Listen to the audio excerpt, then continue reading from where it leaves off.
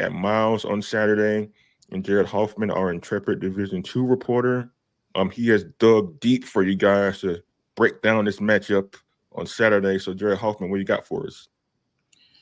Well, for those of us who watch the SIAC, we all know Miles at this point, one of the most ferocious defenses in HBCU football and in Division II football in general. They had a great performance against Clark Atlanta, forced 8 turnovers in that game, including 6 interceptions, 5 coming in the second half. They force constant pressure from start to finish all game. They had David Wright in a chokehold all game, just forcing him to get out of the pocket, not allowing him to get comfortable in the pocket. This is going to be a different game plan for them against the Carson Newman team that doesn't really pass much. They are a run heavy team. They are third in the country, averaging over 270 rushing yards per game. They have 3 players on their team who average at least 5 yards a carry on at least 50 carries this season, led by Jaden Sullins, who has over 1,000 yards and 10 touchdowns this season. One thing that is a bright sun for Miles is Carson Newman is very fumble heavy. They have 21 fumbles on the season, though they only lost 8. That is a sign that, that is a weakness that they can attack. A Miles team that has over 10 fumble recoveries this season. They're one of the few teams with at least 10 fumble recoveries and at least 10 interceptions. So not going to see much from the secondary of Miles. It's going to be all on that Miles defensive front. If they're able to get after this Carson Newman rushing attack, I think that's the key for Miles to get a victory in this game. And also Cameron Ivory and Gennaro Scott, their ability to create on offense will be a key for them as well. We have seen them be able to do just good enough to get a win, but how they're able to get after this Carson Newman defense will be interesting. Carson Newman, not what you would call a dominant defense. They're a defense that just simply gets the job done.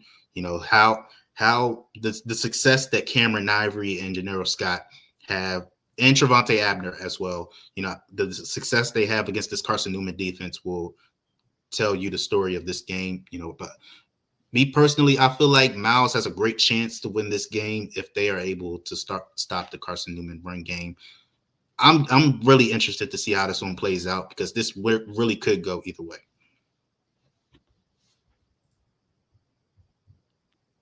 Days without Kendrick. Change the damn sign. Hold on. Oh, he got the sign. Oh, this is going to be a great bit. Yes. Oh, this is going to be a great I bit. gotta change this sign. Hold on, everybody. I gotta change this sign. Okay, one. Everybody see this?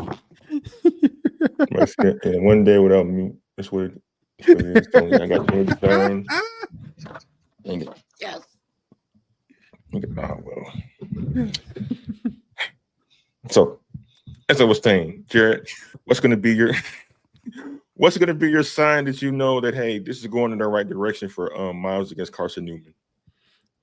Like I said, if they're able to hold them within 100 as a team, hold them within 100 rushing yards or 150 rushing yards. They're a heavy rushing team, so that's going to be a tall task. If they're able to get a fast start like they did against Clark Atlanta, getting the defense involved and forcing turnovers that lead to scores on the other end, creating a short field so that their offense doesn't have to go down the field to score, as opposed to, being already past midfield. I think that's the key for Miles. If they're the defense is able to get them a short field and get Carson Newman off the field on third down, force them to have to go to their passing game that they don't usually go to. That to me would be the sign that Miles is heading in the right direction and could, come away with the win. So, Chris, your thoughts on this game and Miles' chances, based on who their opponent is, like just having a home game, get an advantage in this one? You would hope. I mean, obviously, we've already talked about, coaches that have been, kind of, well, we haven't yet, but, there are coaches across HBCU football who lament a lack of home field advantage. And this is interesting because a lot of people, I mean, if you paid attention to geography, you know that Alabama is a central time zone state. So this game is actually starting 11 a.m. local time. So we are talking about kids that are possibly getting ready to go home for homecoming break. I know, and staff and everybody else. So you're asking everybody to get up at 9, 10 o'clock to get their behinds down to the stadium and, be loud and vocal and proud and all of that. And that's going to be a challenge. But if Miles can get a sizable crowd, I feel like that will work to their advantage. I mean, Carson Newman's one of those schools that, yeah, they'll play anywhere. It doesn't matter. Crowd noise is going to affect them. But the Miles players need to hear, their classmates, their professors, their administrators cheering them on. And this is what you play for. I mean, you play to, well, as Herman Edwards would say, you play to win the game, but also you play to have home field advantage in the first round of the playoffs and so on and so forth. So hopefully that will work for Miles. But as far as my overall thoughts for the game, I agree with Jared. It's going to be a matter of if Miles can slow down Carson Newman's run game. And then I think they need to jump out to a big lead. I mean, I don't think it needs to be anything exorbitant, but I feel like if they can get out to at least like a 10 or a 14-0, they'll be fine. So if they can jump out, they can get off to a good start and let that defense carry them the rest of the way, I think they'll win the game. And so the second playoff game involving Division II teams is Virginia Union against Wingate. Union's going to go on the road for that one to play it. Third time in the playoffs in a row for Virginia Union, hoping to get a win. The first two times during the playoffs, they were home games, and they lost them. Kind of out of it early. So Jared Hoffman, what do you see coming out of Virginia Union and Wingate in this one? This is going to be a much tougher task to see one of our HBCUs get a win in the D2 playoffs. Wingate, they are the Miles of PWI Division II football. Their defense is immaculate. They're fifth in scoring defense, 10th in rushing defense. They have only allowed 5 rushing touchdowns all season. I believe they've only allowed 100-yard rusher all season. And I believe there's only been 4 games where a team has rushed for over 100 yards. They're second in red zone defense. The Carson Newman team that I just talked about that averages 274 rushing yards per game. In 2 games against Carson Newman, including the South Atlantic Conference Championship game, which they beat them in, they only allowed 99 rushing yards on 79 attempts. So that just shows you the kind of rushing defense that they have. Jada Byers and Curtis Allen, it's going to be a tough task for them to get going in that game. And if you remember the 2022 game in which Wingate won 32-7, Jada Byers had a rough time getting going in that game. I believe he only had 11 rushing yards on 7 attempts in the first half of that game, and 2 pick sixes from Virginia Union put them down 20-0 in the first half of that game. So them being able to take care of the ball is going to be a tough task for them. Virginia Union, they have a very stout offensive line. They are one of the best in not allowing sacks this season. I believe they're about top 10 in the country in that stat, but they're going against a defensive line led by Marquise Fleming and Kyle Russell, both of whom played in that 2022 playoff game against Virginia Union. Those 2 guys are ferocious. Marquise Fleming, one of the best defensive linemen and one of the best edge rushers in the country. 19 tackles for loss, 8 sacks, 2 forced fumbles. Kyle Russell has 11 tackles for loss, 6.5 sacks, 2 forced fumbles. Those 2 guys are going to be on Virginia Union's heels all game. How they're able to get that, if they're able to get some balance going, that's going to be tough for them against this defensive line. I'm not saying that I believe that that Virginia Union has no chance in this game, but I would not be surprised if Wingate wins this game without much resistance. But I'm hopeful that Virginia Union has learned their lesson from their past 2 playoff mishaps. They're much better in the passing game now than they have been in years past. They have a go-to receiver like they did last time when they had John Giles.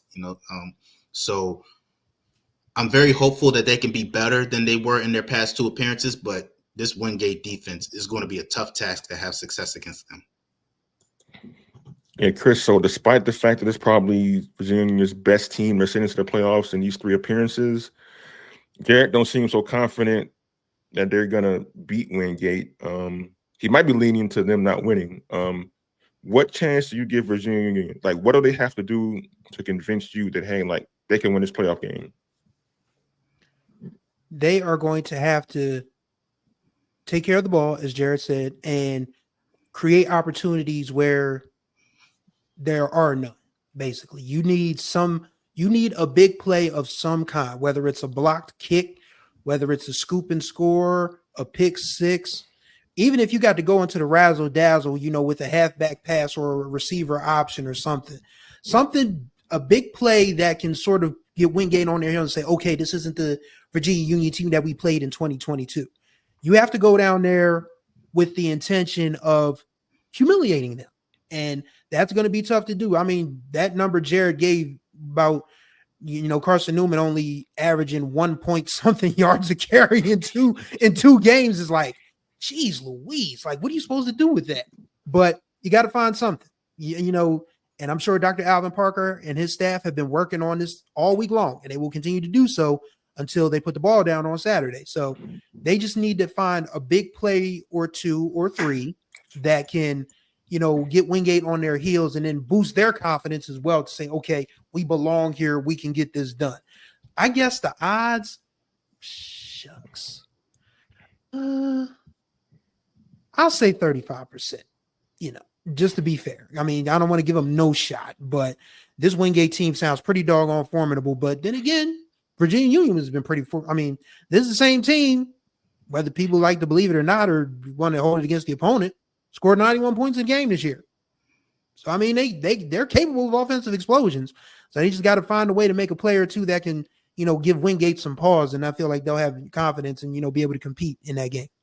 To be a little bit more positive about Virginia Union's chances, Mark Wright will be the key to how well Virginia Union does in this game. If you remember, like I said before, the Virginia Union gave up 2 pick sixes in the first half of that game against Wingate in 2022.